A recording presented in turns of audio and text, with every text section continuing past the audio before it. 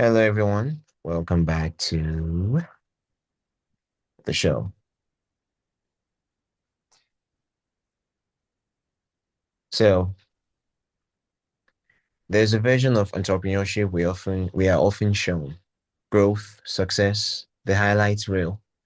But behind that, there's something quieter, more uncertain, less talked about. The parts that don't fit neatly into a narrative. Today, we are exploring that side of the story. Joining me is Henry Chen, a founder who's built scaled and exited the business, and someone interested not just in business itself, but in identity, direction, and what it means to find your own path. Henry, welcome to Thought Atlas. It's a pleasure to have you. Liza, thanks so much for having me. Appreciate it. That's a great welcome message on my end. Okay, So awesome. thanks. Thanks so Okay, much. yeah. So, Henry, here on Thought Atlas, I and my listeners, we want to get to know our guests on a personal level. So, if you don't mind, can you tell us more about yourself? Sure, man. So just a normal guy that came out from Brooklyn, New York, in the US, and I'm Chinese American, and Yes. there's been a lot of Chinese Americans who've grown up from basically with Western culture, but at home it's Easternized culture. So a lot of us have grown up with sort of like a conflict with our identity. So growing up, I've struggled with this myself, but this kind of led to a lot of motivation for me to do bigger things because I didn't want to just be lost because sometimes it's comfortable to just kind of like not want to know and to do nothing. There is some kind of Yes. comfort in that, right? So, but I Yes. just want to head that direction. So, long story short, I can go into more details, but I basically didn't go that direction and I decided to get into entrepreneurship and embark on a very spiritual journey for myself to learn more about myself and do more in life for what it has to offer. Wow, awesome. Thank you so much for that wonderful response. And thank you for letting us get to know you, Henry. And once again, welcome to Thought Atlas. So, I wanted to ask you, when people hear entrepreneurship, what do you think most people tend to, misunderstand?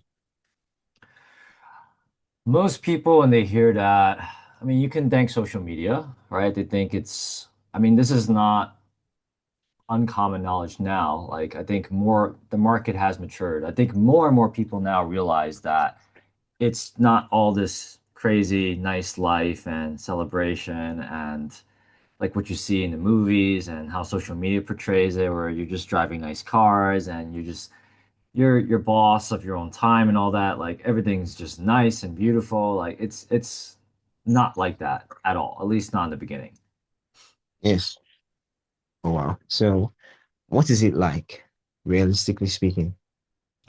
The first, everyone's different, right? Everyone has a different path for if Yes. they decide to get into entrepreneurship. And it's going to be a lot of grind in the beginning. It's going to be a lot of work, and there might be sleepless nights because this is, I think the biggest mistake a lot of people make is they decide to just quit their job and go full on in. Oh, Now, oh, oh my God. there are definitely Sorry. outliers. Yeah. Sorry to interject. Anybody that wants to do that kind of stuff, you better have mad support systems, unless you're literally going to suffer. No Yeah, jokes. yeah, exactly. Like, so, I didn't take my own advice, but Wow. because I got lucky though. Like, knowing what I know now, like there's majority of people would not. There's no way. I definitely got lucky because Yeah. it is very, very difficult. People that advertise online how easy it is to make money online and all that, it's not. It's a lot of work that comes behind it. And you if you don't have another job, like you said yourself, you don't have another support system, like Yeah.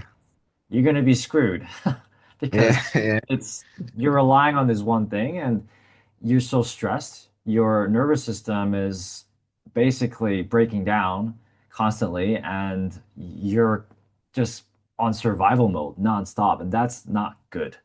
Yeah, Yes, like that's not good at all for if especially if you want to build something and make money from it. Yeah. yes. It's kind of like this. You want to become an entrepreneur, you want to build a business. Now, you want to build a business. Yes, you're still in the phase of building it, but you feel like, oh, you don't have the time to concentrate on this business. It's more like reason like an adult, not reason like a child. Me, I'm not speaking from any. I'm not an entrepreneur per se. Of course, I'm doing some things that could be termed entrepreneurial, but I'm not necessarily Bill Gates or Jeff Bezos. I'm just speaking from, how do I put it? My own personal experience, what I've learned. Because literally, when I said suffer, Mhm. like you said, I did not take my eyes so far, bro. This, oh my God. Like, oh, I can't even. You are going to cry, bro. You think you're a man. Oh, okay. Don't worry, quit your job. You will cry, literally tears. It's not even going to be funny. So please, if you know you're an entrepreneur, you're starting a business, for everyone listening, and you have a job you're doing, let me explain something for you that you may be missing or you may not understand. Now, take a look at it like this. You want to quit your job so you can focus more on your entrepreneurial endeavor, right? But then again, there's a gap that job you currently have is feeling that you're not paying attention to because while you're being selfish, you're not looking at the bigger picture. Now, you may be able to quit your job. You're no longer working there. Your business hasn't necessarily taken off. It hasn't become, something, should I say, reasonably viable, reasonably financially viable yet to cater for you and your needs. First off, you just forego leave quitting your job means you've already foregone. I don't know if that's correct English. A constant source of income. Now you now have ample time on your hands to focus on that business or that entrepreneurial endeavor. But then again, if you don't have any money for upkeep and sustenance, you get to a point where, oh, like you said, frustration, bro. You'll be so frustrated. How can you be innovative when you're trying to survive, when you're thinking of what you're going to eat the next day, the day after that? How is that going to work? Yep. It's not feasible. I would Yeah. rather you have that job because you will be forced to place pressure on your entrepreneurial endeavor. And you and I know that when so much pressure is placed on something, especially when you've not been able to test how much pressure, whether it's figuratively speaking, metaphorically speaking, or literally speaking, how much pressure something can sustain, you could end up just destroying it and destroying yourself in the process. So I would rather keep your job and take as much time as you need to bring that your entrepreneurial endeavor to reality, as opposed to watching all this stuff online, bro. Anybody online that is preaching, oh, I do this now, made $1 million, but bro, they are selling courses, honestly. Well, not all of them, but most of them. But then They're again, selling just something. Yep. yeah, yeah. Then again, just be realistic because I suffered, man. Oh Jesus, it wasn't funny. Like anytime I think back, all I can do is just laugh. I was so dumb, but guess what? I'm still in my 20s, so I still have more time to make do. So that's just it. Sorry for cutting you off, Henry. I just wanted to No, just man, it's well interject and just said. say that. No, no, Yeah, that was well needed, man. It's great to hear from your perspective as well. I'm pretty sure your yeah, listeners love that as well. So that's fantastic what you said. Totally agree. And I think the other aspect is also is like getting a job has this bad reputation for some reason now. You know? Like yeah, people say, especially I don't know what it's like in Europe or in the continent, other continents, right? I'm yeah, specifically talking about on the Western continent of the US, right? In the yeah, US specifically, it's very much if you have a job, like the social media connotation of it is like, oh, you're a lower status. There's like so many entrepreneurial influencers and all this stuff now that they're giving a like it's a bad rep to have a job, but oh my God. it shouldn't be. Like there needs to be people taking jobs. Otherwise, if everyone's just an influencer or essentially entrepreneurial, I don't really know if we're ready for that yet. The society Yes, for that, right? So, anyways, just wanted yeah. to add that in that. Wow. Before I go to the next question, let me just really add this. I do think the real entrepreneurs, the actual entrepreneurs, what is an entrepreneur? Someone who solves problems and gets paid for it, right? I Yeah. actually think for the fact that the real entrepreneurs are not on social media making a lot of noise. I think Yeah. those ones that are very like loud on social media, they are influencers. You understand? That's how they make their money. They make their money by making it. They basically entertain you. That's how they make their money. The actual entrepreneurs are, in their caves like Batman, grinding and locked in, that kind of stuff. So those people on social media, they are just influencers. I mean, think about it. If everybody is an entrepreneur, nobody has jobs, who are the entrepreneurs going to employ? I mean, it's not feasible, right? That's just unrealistic. Exactly. Exactly. Yeah. So, That's so that's that's what it is for sure, yes, man. yeah. So that's what I would love to add. Now, let me go to the next question. Now, do you think people are drawn to entrepreneurship for the right reasons or the wrong Definitely, reasons? definitely wrong reasons for sure. Based on everything that we've talked about so far, Yeah, I think it's just, it sounds sexy. It looks sexy, but it's not. And I yeah, think back in the 80s, right? Based on what I yeah, read, I haven't lived it, right? I'm born in the 90s, so but yeah. according So am to what I. I read, it's that it wasn't that. Back then people knew that it was going to be hard and it was basically like you're a homeless person. If you say you did entrepreneurship back then, but now Oh it's my like, God. wow, you're an entrepreneur. You know, it has a complete different connotation to it now. Yeah. Yes. I think the reason for that is the advent of social media. Honestly, when I was still like I'm currently 26 now. When I was like in 18, 19, all the way to my early 20s, I mean I was I wouldn't say gullible. Let me just say I was just a little tad bit impressionable where I would tend to believe certain narratives on social media, narratives online and whatnot. It got to a point that I literally deleted my TikTok, Instagram for 2 years straight because I just wanted to filter my mind and just, bring myself back to reality. Instead, I would Mhm. just read books and go on X because at least on X, I can say for a fact that at least 50% of the information on X is somewhat true. And even if it's not true, there would always be somebody that would kind of like retweet or sorry, quotes the particular whatever someone posted there and kind of like try to debunk it if it's true or not. So X was formerly Twitter is just one of the places where I was, kind of constantly going to, okay, what's happening currently, what's going on in the world with geopolitics, because I live in West Africa and we all know the should I say, let me use your word, connotations around the West Africa and whatnot. So I need to know Mhm. I need to know my place in the world, and whatever is going on this planet is definitely going to affect me all the way to my backyard. So I need to be aware of what's happening so I can know how to position myself to win or to escape adversity, that kind of stuff. So what I'm essentially trying to say is I think social media is one of the main reasons why it's now making entrepreneurship or entrepreneurial endeavors seem so sexy, whereas it is not that. You're literally owing loans in the bank, you are grinding 247, you're trying to meet up with quotas and whatnot. And there's literally nothing sexy about that. So Absolutely, to the man. yeah. So to the next question. You've spoken about navigating identity, especially across cultures.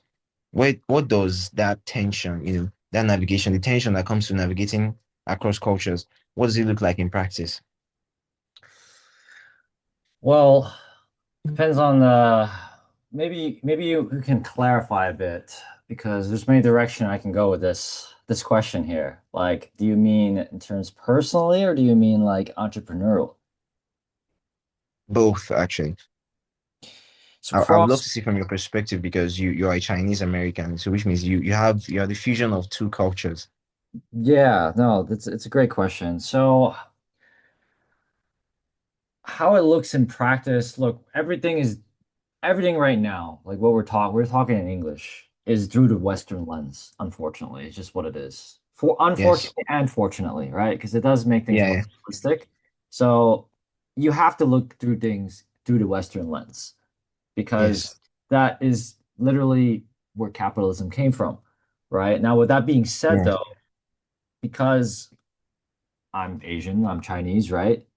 Well, I Yes. work with a lot of Asians as well. Now, if they're more local, if they're from Asia and they're not from America, that's the other side of it, where it's like, okay, I'm born in the US, and the company, if we are building it in the US, then it sticks to that culture. But if you decide to partner with other types of cultures, you cannot assume that they should just follow like how it works in the West.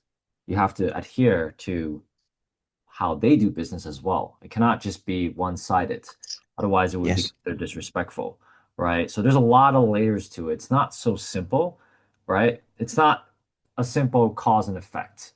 It's not because of this, because of X, there is Y. It's not Yes. that. There's many layers, right? And Yeah. I don't want to get into a rabbit hole, but hope that kind of gives I you like a nice broad answer of like navigating that. There needs to be lived experiences to understanding and working in both cultures. Yeah. Okay, I actually love that, that response, and I think that was response enough, and I think the listeners, for everyone listening, they would actually understand. Now, do you think modern expectations, especially in Western context, make it harder to define your own path? Does it make it hard to find my own path? No, I wouldn't say so. If anything, it makes it easier because Yeah. the thing about how it works with the Western culture is really now look, me just saying that is already very Western. Like it's more, I don't want to say black and white, but it really is. We categorize, we dissect things, and we kind of put the labels and boxes around all of it, right? It's like this Yes. is that, this is this. So in a way, it makes me very focused, very narrow-minded. If you look at I'll give you a perfect example for those that are listening. They're like, "What is this guy talking about? Like, it makes no sense." If you go to a like an Asian website or a Chinese website of any like brand, go to a news Yes. website or whatever, right? It is scattered like crazy. There's no focus. There's no single point of focus, right? Yes. That tells you a lot about the culture. Whereas in the West, you have to have a focus. There has to be one main point to focus and laser focus at that, right? Now, Yes. that helps a lot because that makes it easier for me because I grew up in the West, right? Now, Yes. Yes. if you look at it, I mean, perfect example is surgeons. The best surgeons are in the West. This is already like a huge part of the culture of being able to laser focus on something. And the East is completely different, right? Although they Yes. learn a lot of tools because it's useful of what is important in the West, it's really not how they were brought up, at least. Yeah. Yes. I actually agree with you. I remember the first guest I ever spoke to, when I joined Podmatch. So he works on LinkedIn. He helps, people on LinkedIn, grow their accounts, connect to more people and whatnot. He also implements, AI bots into how he does his job. He has literally been on the platform since the platform's inception. Yes, I think look, it's just like this. The moment the platform was created, next month he signed up and he has been there for over, according to what he said, 20 years or so. I really hope I'm not mistaken.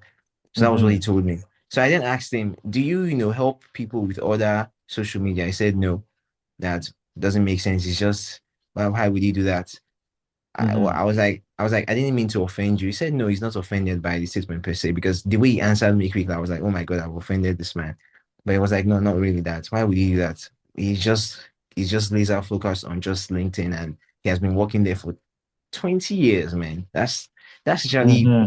I'm 26. Like he has been working there since literally since I was born, kind of in a way. So I was like, wow, you didn't even try to, maybe try Facebook or Instagram. He said nope. So that laser focus, I've noticed it with, Americans or Westerners in general. So yeah, I do agree with you on that. And I think it has its advantages and disadvantages. And for the part of, when you visit an Asian website, I would tell everyone visit Temu and you would understand. Go to the Temu website. Yeah. You would definitely 100% understand. So yeah. Yeah. Okay. Definitely. So let me move on to the next question. How do you separate external expectations from internal direction? How do I separate external direction from internal No, direction? Is that a question? no, external expectations. Oh, excuse me. Okay, external expectations. Yes. Well, I think I would answer this with silence. That's if you're asking for like a practical answer on this, because a lot of Yes. times, I mean, everything is so noisy right now. So, and everyone has some kind of weird expectations these days, right? Well, not Yeah. everyone, but most people, right? They have unconsciously an expectation of you. And social media itself has an expectation of you, your family, your friends, right? And there's an expectation of how you should behave and everything now. But everyone's kind of lost sight of who are they supposed to be, right? And who they want to be. Yeah. And how do you know that? You can't possibly know that unless you give yourself time and space. But no one gives themselves time and space anymore, like complete silence, complete boredom, just accepting the void, right? And Yeah. to do that, that's why there's silent retreats. There's things like that. That's why meditation exists. But how many people actually, indulge in that? Very little, I would say. Like if you talk to people, Yes. there's not much because everyone's either scrolling or they want to hang out. They constantly want to be occupied with doing something, and there's no time to think about and feel anymore. So the best thing to answer that for myself, how I would do it is if I'm feeling a bit not sure, I would literally pause, just block out everything and give myself time and space just for myself and just literally let my unconscious do the thinking, right? Or take a walk or something, and just have very little distractions. Just doing nothing. Yeah. Nothing is giving yourself that answer for what is going to be the decision you want to make for whatever question you have that you can't decide on. Yeah. Yeah. Wow. I really love that response. And it reminds me of the conversation I was having with a friend one time. He was like, he cannot imagine how life must have been like, probably let's say 1,000 years ago, like in the Middle Ages. He said it would have been so boring that probably the only fun thing you could do was die because there were just lots of amazing ways to die back then. Unlike now, Yeah. not now that we have advanced healthcare and technology and whatnot. Back then, you could just die from maybe just maybe you have a small cut on your leg and you step on horses or horse shit or cow dung, and tomorrow you could just be gone, that kind of stuff. So that's why I said, dying would have been the only fun thing to do. And I think that's the problem.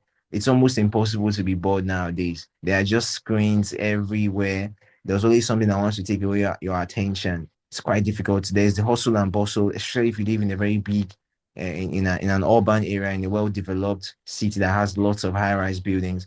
It's almost, in fact, the moment, even if you want to intentionally feel bored, it's almost as if you're not being productive and whatnot. And I do think taking a break is quite important because it helps you align yourself internally so you can kind of, okay, what are my prospects? What am I working towards? What do I want to achieve? It's the reason why, journaling and all this stuff is quite important. While watching your diet too is important because all these things tend to affect should I say your psyche, your mental health Mhm. in general, which could Mhm. actually make you start to pay attention to external expectations of you that are not even to your own benefit. Probably you're just in a way, in fact, to put it in simple terms, so I don't just talk too much, you'll be seeking other people's validation, which is something you don't want. You want to validate yourself by yourself, which means you need to work internally. So the more reason why you have to separate the two and focus more on the internal direction. Thank you so much for that wonderful response, Henry. So Yeah. Henry, I want to ask you this question. You're an entrepreneur. You live in, in America, which is the wealthiest nation, at least on paper, on earth. So I want to ask you, now, from your perspective, though we are currently globally now, when it comes to finance, crypto, the markets, oil, literally anything and everything that has to do with money, nobody knows where, at least, okay, I am my listeners. I'm just assuming for my listeners. We don't know where the market is going. We don't know where the big opportunity, next big opportunity is going to come from. We don't know if it's going to come from crypto, if it's going to come from oil, if it's going to come from, oh, I even forgot to mention the most obvious one, AI. So from your perspective, if somebody's looking to, invest money somewhere in some kind of entrepreneurial endeavor or try to just do something to make money. What field, this is not financial advice, please. We are just having a conversation. What field or what sector would you say people should check out? I'm going to give a very non, let's say traditional advice on this because there's a book, there's a book called, I believe it's the concept, at least from a book, when they zig, you zag. You heard of that concept? Not at all. So when everyone's doing one thing, everyone's focused on AI, everyone's focused, or even back then, everyone was focused on crypto, right? No one Yeah. was focused on AI at that point, right? That it's everything is hindsight is 2020, right? Everyone's always like, oh, we should have invested in AI, right? Yeah. Right now, Yeah. everyone's so focused on AI. What's the next thing? It's like, oh, eventually it's gonna be, oh, we should have invested in this. Why didn't we think of that? Right now, if I were to give, yes, this is not financial advice, but look into community, look into brick and mortars. Like people think that that's like maybe that's ridiculous, but community is not going away. If anything, it's going to get stronger. Look at anything that Yes. has community. When I say community, I'm not talking about an online community only, in person, because the thing that's missing right now is literally the human soul in many things Yes. right now, because AI is going to be it's AI is not going anywhere. It's going to continue to grow. It's going to continue to, and hopefully, optimistically, help human beings be more Yeah. efficient, more effective, right? Yeah. Now, the thing that's people going to want to come back to because you just can't tell what's real or fake anymore is just real life, finding community aspects, right? So those are the things that I really like looking into. Now, that's I haven't heard anyone else talk about that besides like my own circle of friends. So Yes. that would be my answer for that. Wow, that was awesome. That was some Shaolin monk level kind of wisdom. And I'm not saying this because you're Chinese. No worries, man. Yeah. No worries. Yeah. Okay, so wow, I actually love. I'm going to note that and definitely. And also to add, I love the word you use. AI is going to make us more effective and more efficient at our jobs. It's the reason why, when I come online, especially on X, and I see people, oh my God, AI is going to take our jobs. I'm like, bro, what are you saying? The only job, what are you saying, bro? The only job that AI will take away from you is look at what's going to happen.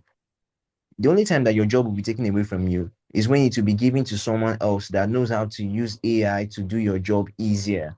There always has to be that human element when it comes to machines.